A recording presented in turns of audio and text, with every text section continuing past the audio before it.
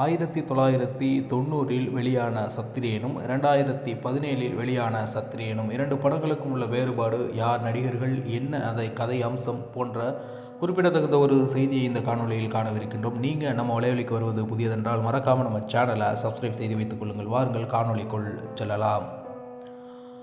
சத்திரியன் 1990 இது மிகப்பெரிய வெற்றி பெற்ற அதிரடி திரைப்படம். இயக்கம், தயாரிப்பு மணிரத்னம். கதை எழுது கே. சுபாஷ் இப்படத்தை இயக்கினார். நடிகர்கள் விஜயகாந்த், பன்னீர்செல்வம் எனும் சத்திரியன் கதாபாத்திரத்தில் நடித்திருந்தார். பானுப்பிரியா, ரேவதி மற்றும் திலகன் ஆகியோர் முக்கிய வேடங்களில் நடித்தனர். கதை ஒரு நேர்மையான காவல்துறை அதிகாரிக்கும் கொடூரமான தாதா அண்ணாச்சிக்கும் இடையே நடக்கும் மோதலை மையமாக கொண்டது. இசை இளையராஜா இசை மற்றும் பின்னணி இசை இத்திரைப்படம் மிகப்பெரிய பலமாக பார்க்கப்பட்டது. சத்திரியன் 2017 இது விக்ரம் பிரபு நடிப்பில் வெளியான ஒரு அதிரடி நாடக திரைப்படம். இயக்கம் எஸ்.ஆர். பிரபாகரன் இப்படத்தை இயக்கினார். நடிகர்கள் விக்ரம் பிரபு, மஞ்சுமா மோகன், கவின் மற்றும் ஐஸ்வர்யா தத்தா ஆகியோர் நடித்திருந்தார்கள் என்பது குறிப்பிடத்தக்கது. கதை திருச்சியில் 2 ரவுடி கும்பலுக்கு இடையே நடக்கும் போரையும் ஒரு ரவுடி காதலுக்காக திருந்தி வாழ அணைப்பதையும் இத்திரைப்படம் விவரிக்கிறது. இசை யுவன் சங்கர் ராஜா இப்படத்திற்கு இசையமைத்திருக்கிறார். 1990இல் வெளியான சத்திரியன் திரைப்படத்திற்கு தந்தை இளையராஜா அவர்கள் இசையமைத்திருக்கின்றார். 2017ஆம் ஆண்டு வெளியான சத்திரியன் திரைப்படத்திற்கு யுவன் சங்கர் ராஜா அவர்கள் இசையமைத்திருக்கின்றார் என்பது இந்த 2 படத்திற்கும் இருக்கக்கூடிய ஒற்றுமையாக கருதப்படுகின்றது. 1990 மற்றும் 2017 ஆகிய ஆண்டுகளில் வெளியான சத்திரன் திரைப்படங்களுக்கு இடையே பேர்கள் தவிர பெரிய அளவில் கதை ரீதியான ஒற்றுமைகள் எதுவும் இல்லை என்பது நிதர்சனமான உண்மை. இவற்றின் முக்கிய வேறுபாடு மற்றும் சில பொதுவான அம்சங்களை கீழே பார்ப்போம். 1990 சத்திரியன் இது காவல்துறை அதிகாரி மற்றும் ஒரு தாதாவிற்கும் இடையிலான மோதலை சொல்லும் கதை. 2017 சத்திரியன் இது முழுக்க ஒரு ரவுடி கும்பல் மற்றும் காதலுக்காக ஒரு ரவுடி திருந்தி நினைப்பதை மையமாக கொண்ட கதை. தலைப்பின் பொருள் சத்திரியன் என்றால் வீரன் என்ற பொருள். 2 படங்களிலும் கதாநாயகர்கள் வீரத்துடன் சவால்களுடன் போராடுவதுதான் இந்த தலைப்பு பயன்படுத்தப்பட்டது என்று கூட கூறலாம்.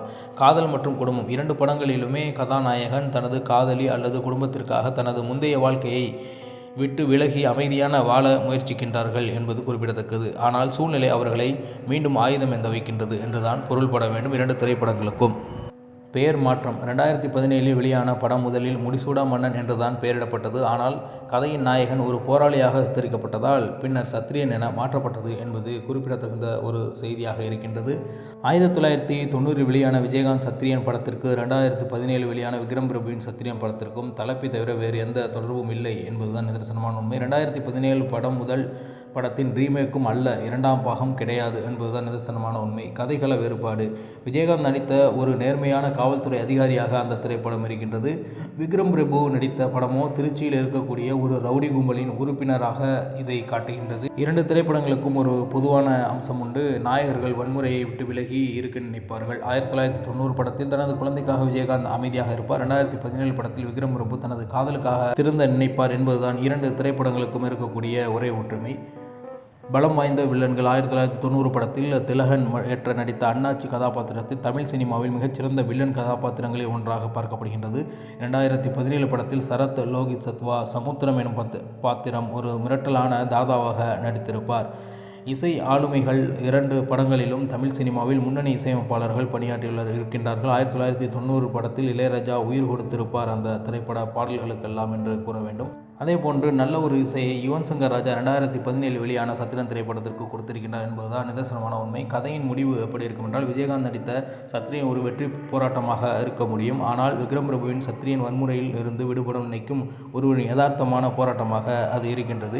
என் நண்பர்களே, உங்களுக்கு இந்த காணொலி மிகவும் பிடித்திருக்கும் என்று நம்புகிறேன். மறக்காமல் நம்ம சேனலை சப்ஸ்கிரைப் செய்து வைத்துக் கொள்ளுங்கள். பெல் பட்டனை அழுத்துங்கள். மீண்டும் நல்லதொரு காணொலி உங்களை சந்திக்கின்றேன். நன்றி, வணக்கம்.